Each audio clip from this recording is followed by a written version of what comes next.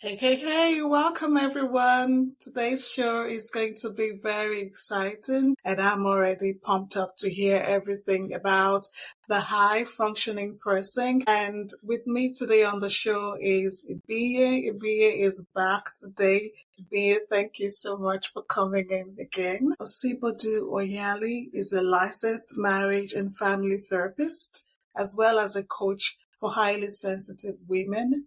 As a coach, she helps women manage big emotions, stand up by themselves by setting healthy boundaries, and finally stop people pleasing.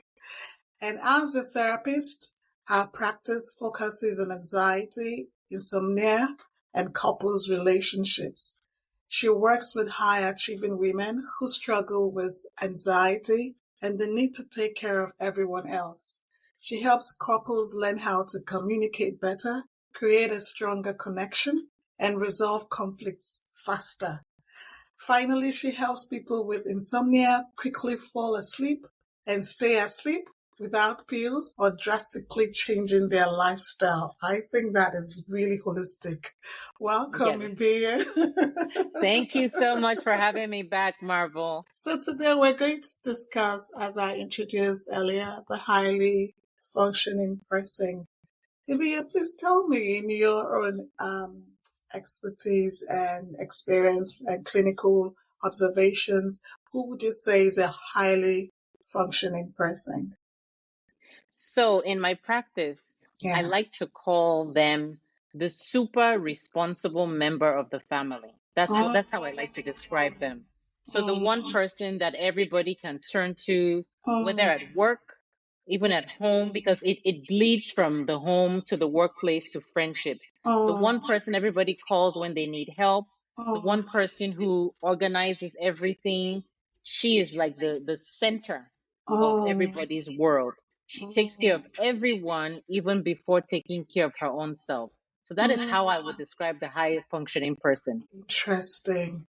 The go-to person who seems to be able to focus on what other people's needs are and helping them Yes. meet it, most likely would be prioritizing their own needs last. Yes, exactly. Sometimes they don't even know that they have needs. Oh dear. Wow. So what I'm imagining the highly functioning person would probably be, is it when they have really just burnt off or shut down, then they are now forced to confront their own needs, emotional needs in particular? Yes, so they get to a point where they're feeling completely overwhelmed. The burden on their shoulders is too heavy. They have too many responsibilities that they have allowed on their plates. They have not set strong enough boundaries. They know that everybody is counting on them, but they look at their schedule and they say, I don't have enough hours in my day. How do I handle this? And then a lot of times, maybe anxiety starts to creep in, but being that this is their identity now, they don't know how to renegotiate their boundaries. And that's when they now decide, I think I need help. I'm overwhelmed. Well, thank you for providing that insight. I love that you mentioned boundaries, and I loved that you mentioned overwhelmed. These are trigger words that I'm hearing from your end. Highly functioning people is they feel guilty for saying no, and which is Yes. closely linked with people pleasing.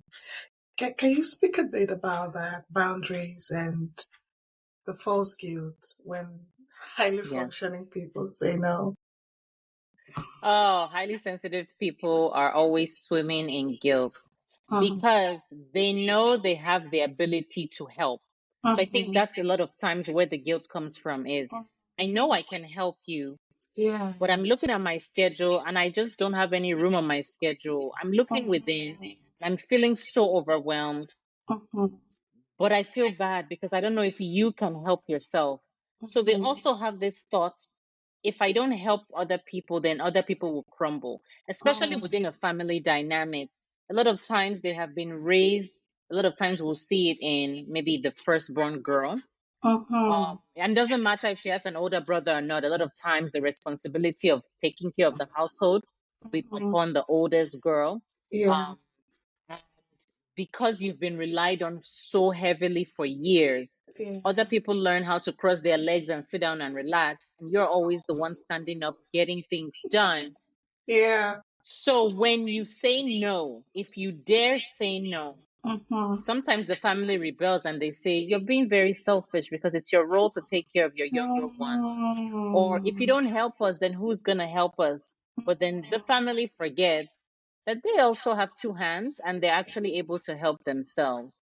But when you're high functioning, you say, well, I've lived this way all of my life. I'm able to do it. You actually forget that your family is capable. Oh, there's a lot of culture trigger words I hear from you saying things about birth positioning, firstborn Yes. girl, perhaps firstborn boy as well, the cultural Mm-hmm. responsibilities that have been woven into our narratives that has Yes. conditions, particularly people in the firstborn birth positions, to be Yes. saddled with this huge responsibility that when they say no, they could be punished. So, Yes. Absolutely. so they tend to kind of probably just take on a lot and lock up their own feelings. And Yes. sometimes it's hard for other members of the family to read their emotions as well, and they may not share their struggles. Can you talk to this cultural expectation we have? I think for people that are from culturally diverse backgrounds, Mm-hmm. we are African, West Mm-hmm. African, from our cultural Yes. backgrounds. Can we, begin from there?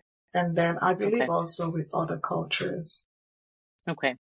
So usually when somebody is the firstborn in the birth order, Yeah. it's typically their responsibility to take care of the ones who are younger than they are.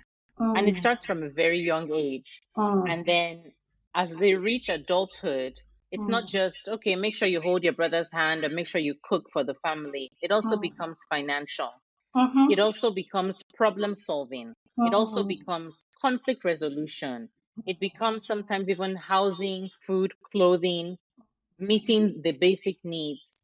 And a lot of times, the person who is in this high functioning, usually firstborn position, yeah. nobody really checks in on them to see if they're okay. They Mm, are the ones who are checking in on the parents, they're checking mm, in on siblings. They often will even check on extended family members. So I yeah. like to say that families have a dance, and that's what Mm, their own dance looks like. You mm, take care of all of us, mm, and I'm guessing you're responsible enough to make sure that you take care of your own needs. Now, it's not mm, like these families are actively trying to be mean or they mm, don't care about this person. They care. mm, But when you have somebody who is so responsible, mm, responsible people learn how to put their needs on the back burner. So they typically you look fine. When you ask them, how are you doing? Which again, it's very rare that anybody is even checking in on them. They'll just say fine because mm, they're thinking my needs are not as important as yours. So if mm, I tell you I'm not doing fine, you might worry about me. And mhm, I don't want to do that. That's not the natural order. I'm the one who's supposed to be worrying about you. But mm, on the other hand, these high functioning people at night when they lay their head on the bed, there's a little bit of resentment because you know that your shoulders are heavier than the shoulders of the people around you. You mm, have an inclination that the people around you are capable, but yeah. you've also trained them to rely on you. You've also Mhm, trained them to solve, for you to solve all their problems.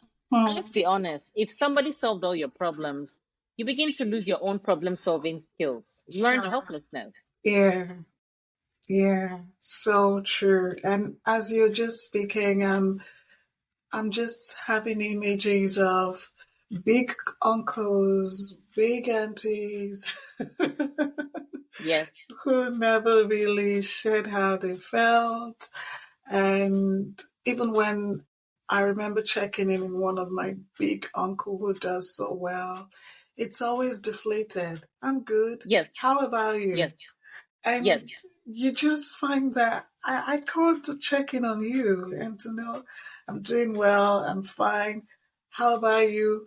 how about your husband? How about your Right. kids? And I'm like, the Yes. conversation is turning around again. So it's such a cultural conditioning for that I believe shaped the high functioning person.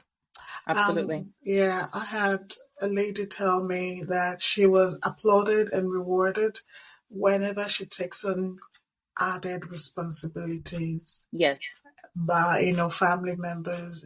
That seems to be when she's validated in the family space. And then when she contemplates reducing what is on her plate, she worries about how her family will respond to that. Yes. So she Absolutely. withdraws. She withdraws from them for a while. Yes.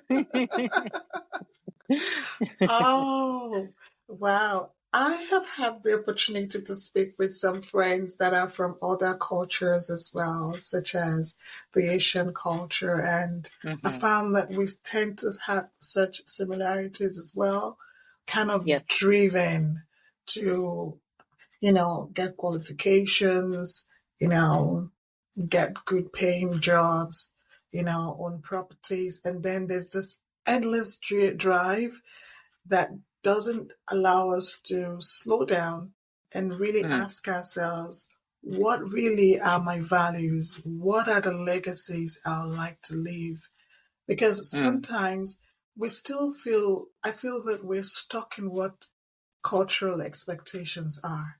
And the times Yes. have changed and culture has evolved. But then the Hmm. things that drive us have not changed. We're still Right. stuck in that space where we're not confronting the question, why am I doing this? What's the Mm. end? Particularly when things are really evolving. Talk about AI introduced, and the whole thing is just, it's not good. The AI has just crushed a lot of routines. And I'm hearing lots of high functioning people go like, what am I going to be doing now? Yes. Yes. How am I going to do that? Because a lot of time is now going to be saved if one is implementing the AI. Anyway, Yes. let's not go into that. But talk about poor sleeping and sleep problems. I know this is really your space. Talk about that Yes. and high Yes. functioning.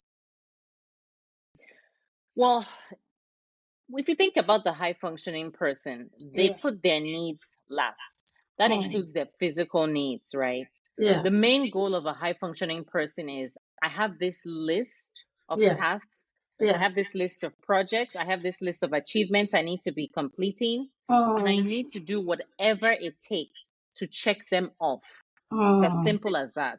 So um, whether it means I'm not going to be eating well, whether it means I'm going to lose 2 to 3 hours of sleep, whatever it takes, yeah. I need to do it. Because remember, when you're high functioning, it becomes Yes. part of your identity as a person, right? You feel Mm. like a failure if you're not achieving at that very high level. And the interesting part is, in my Mm. opinion, I think high achieving people, the level at which they function, Yeah. even on an average day, is still higher than the average person. So I often will say to them, do you know how hard you're pushing yourself? Because if you gave life 80% of effort, you Mm. would still be higher than most people's 100%, in my opinion. And they're like, Mm. really? But when your identity is about everything has to be A plus, everything has to be done to the Yeah. best of my ability. Yeah. Sometimes there's some perfectionism going in there. There's a Yeah. difference between excellence and perfectionism. Excellence Mm. is I'm doing my best. Mm. Perfectionism is no mistakes ever. Please pause Get there it for right a the first time. moment. Bea, please pause there for a moment. Let's take that in. Mm, Please repeat that yes, again. yes. Thanks. So excellence Mm. is doing things to the best of your ability, Uh-huh. right? It does not have to be perfect. Mm. Perfectionism is no mistakes. Oh, Excellence is healthy. It means yeah. I'm doing my best, right? So some days my best could be a C plus because that's Mm. what's going on. Let's say I wasn't feeling well. I went and I wrote an exam. I got a C plus. That was my best. I had a headache. It is what it is. That's Mhm. excellence. Perfectionism means even though my head is throbbing, I Mm. will still push myself to get that A plus. And if I don't get that A plus, I Mm. feel so horrible about myself as a person. I Mm. don't even give myself a pass because I was Yeah. sick. Yeah. No excuses whatsoever. Oh, that is so, so big. I wish we had time to unpack that. Mm. Where high functioning people tend to have this standard in their head. Yes. I like to And it's think in their head. it's in their head. Do high functioning people attract certain kind of people relationally? I Do would you? imagine so. I would Mm, imagine that a lot of times you meet a high functioning person who's mm, attracted to someone who's maybe not as high functioning mm, because high functioning people tend to be fixers. Don't mm, worry, I'm going to mm, fix it for you. mm, Don't worry, I'll pick up the slack. Don't mm, worry, I'll complement all the things that you don't have. mm, Um, of course, you have cases where two high functioning people, get married, but you mm, have to have some very strong boundaries. And it happens. There's some marriages where the expectation is, look, I'm working on my job 24 hours. Do not mm, expect me to put much effort into this marriage. And as long as both of them are on the same page with that, mm. funny enough, it actually works. Two workaholics coming together. Funny Oh enough, it works. dear. Oh Mhm. dear. Mm. We'll talk about that in another episode. If we start that now, it's going to take the whole lot of Yes. more time. Yes. Um, Thanks for sharing that. In when you talked about striving for perfection as a high Hmm. functioning person, how does it tie up to anxiety and expecting the worst, always Oof. on the alert for what might go wrong, hypervigilance? And how Mm. can a high functioning person begin a journey of recovery? Okay. What steps can they take? So if we are to rewind back, a Yeah. lot of times high functioning people are rewarded as children. We see that a Mm, lot in certain cultures where when, say, an auntie comes to visit you, mhm, and the first, she doesn't even really ask how you're doing. She just asks, how are you doing in school? And mm, then you go, I got 5 A's. And she says, oh, what a wonderful girl, right? mm, Or let's say you say, I got 4 A's and 1B. Rather than mhm, celebrating everything, they say, mhm. oh, how can you get a B? You need to strive for an A, right? So you get the impression in your head, I am Yeah. only worthy if I'm getting A's, right? Mm, When you graduate from university, mm, they ask, so what are you doing? Certain professions, they say, oh, mm, lovely. Another mhm, profession, they'll say, oh, no, you could do mm. better. So you learn quickly. My value lies in the number of things I can check off the list. And these are things that breed perfectionism. Again, I don't think parents or aunties and uncles are trying to breed perfectionism, but Yeah. it's the little comments, Even I remember when I was going to school in Nigeria in my secondary school, we had Yeah. inspection. I don't know if it's every week or every day, I don't remember. Yeah. Basically, you line up during the assembly. They checked, oh my gosh, they checked everything. They checked our hair, Mhm, they checked our fingernails, mhm. they checked our uniforms Yeah. down to our socks, to our Mhm, shoes, right? mhm. So again, there's nothing wrong with being neat and tidy, but the Yeah. expectation was Yeah. you should always be 100% put together. Mm, Little subtle communication I know. that make us think, oh, there's no room for failure. And of course, if there's anything that's out of place, you immediately get a punishment. Oh yeah. So Mm-hmm. sad because Yeah. I remember that puts it has now given birth to a lot of um perfectionism in appearance. Like if Yes. my hair is not this way and Yes. I'm not wearing clothes like this, Yes. I'm not going to be validated. I wouldn't receive Correct. compliments when I go out Yes. for events, or Yes. some parents might ask their kids, particularly daughters, did you receive compliments for your new hair today at school? Yes. And the Yes. girl begins to develop that mindset that my worth is in my appearance, and when it's Correct. looking any less, I'm not Mm-hmm. going to be validated. And Right. that is so much pressure. Mm-hmm. That Mm-hmm. brings so Mm-hmm. much Yeah, pressure. yeah. And we see parents only praising children when the work is done perfectly. Even something as simple as go and sweep the floor, go cook soup, or whatever it is the domestic task is. Parents seldom praise children for effort, right? Which is Mm, excellence. They mm-hmm, usually only praise perfection. mm. So what does that do to a child? You're at home, you're only ever praised when things are perfect. You go to Yeah, school, you're only ever praised when things are perfect. You're really only ever praised if you get all A's. If you have a few yeah, B's, yeah. then sorry, it's not good enough.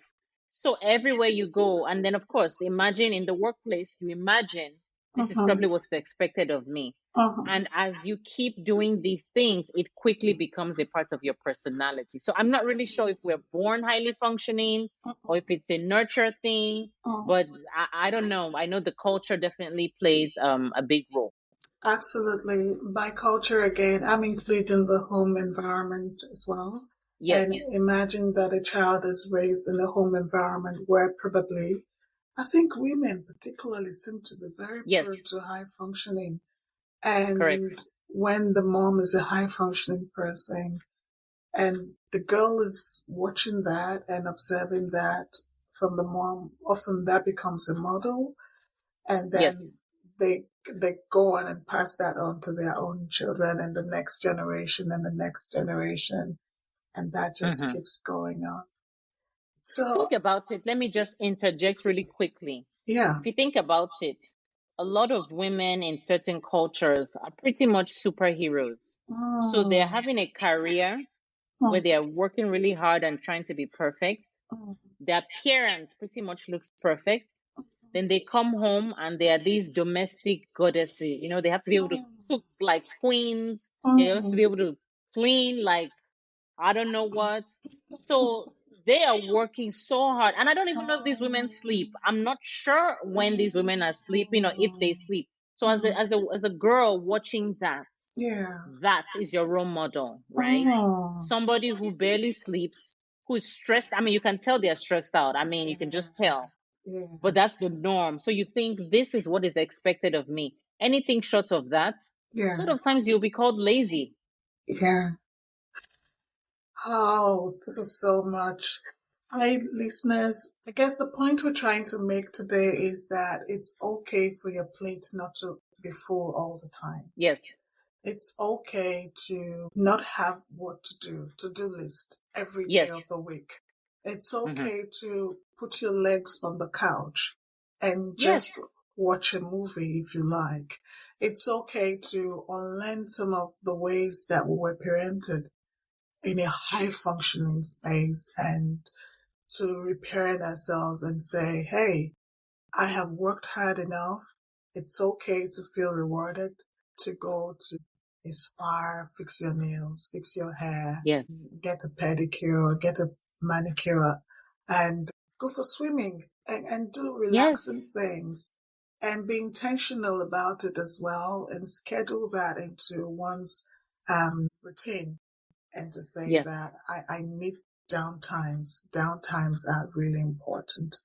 I And agree. yeah, as we bring this to a conclusion, Ibiye, I just wanted to recommend more strategies that, can help highly functioning people go into recovery. Yeah. Yes. Yes. So it is important to begin to give yourself a pat on the back for just everyday mundane activities. A lot of times, Mm, high functioning women almost punish themselves. We say mm, such negative things about ourselves. We think we are lazy, we are stupid, all these things. mm, So, remembering that excellence versus perfection, as you're doing your task, ask yourself, Am I aiming for perfection or am I aiming for excellence? I often will tell my clients who are high functioning, I want you to learn how to function at 80%, not 100%. They usually gasp. They're like, what? That sounds awful. I said, when you're making your bed, make it at 80% your normal level. All Put a little right. bit of wrinkles in the bed, and they're like, oh gosh, how horrible. I said, yes, when you're writing your paper, instead of reviewing it 20 times, only review it 18 times, 80%. That's what I need you to function at. Yeah. Find somebody to hold you accountable as well.